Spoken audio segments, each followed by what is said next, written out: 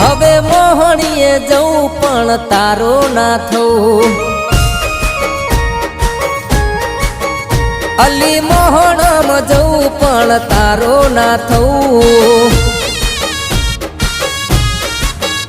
હો શું થાશે હવે એવું ના વિચારજે, તારું કરેલું ખાલી તું ભોગવજે.